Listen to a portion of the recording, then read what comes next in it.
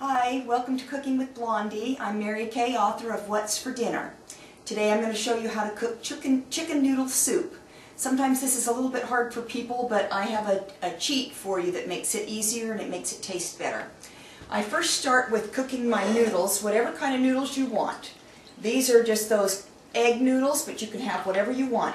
Most of the time when you cook pasta, you cook it in quite a bit of water, but for this recipe, you only want enough to soften the noodles and have just a little bit extra, because we're not going to drain the water off of this dish. So as soon as your noodles are done, we're ready to add the rest of the ingredients to this soup.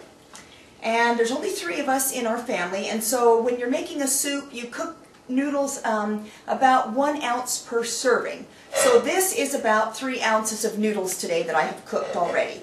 Okay, since it's chicken noodle soup, the cheat that I have for you is I use cream of chicken soup. I don't care what brand it is, whatever kind you like.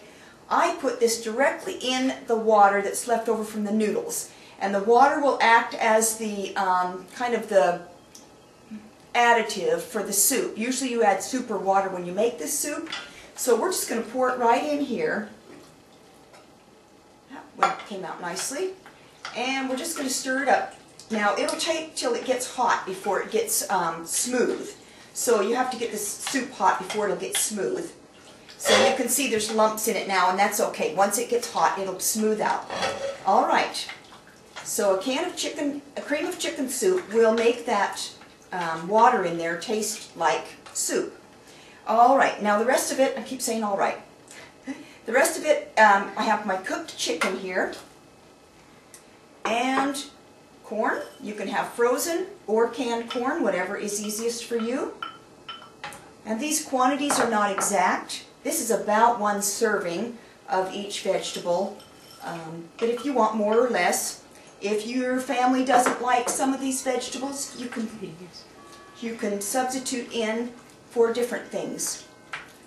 My husband doesn't like peas real well, and I'm not real fond of corn, and so I mix the 2 and then we're both happy. How's that?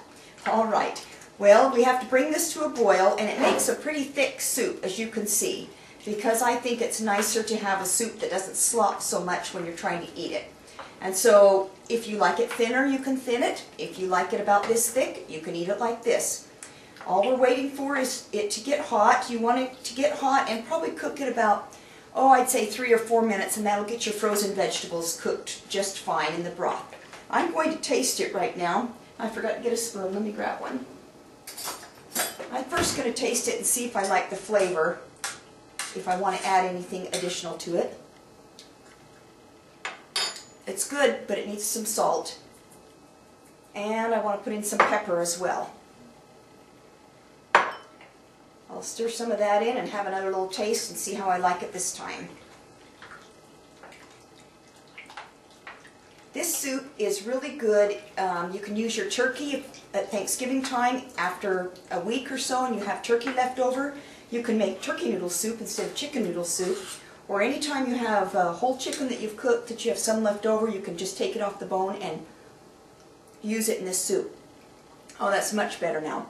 Okay, a little bit more salt and I think we're ready to go. All right. You can see how smooth it's gotten as it's become hotter while it's cooked here, and this soup is ready to eat. This is found in week 2 of my book. That's when it is. So our soup is ready. I'm going to spoon some into our bowl here. Ooh, I can hardly wait to eat. It smells good. And that's what's for dinner.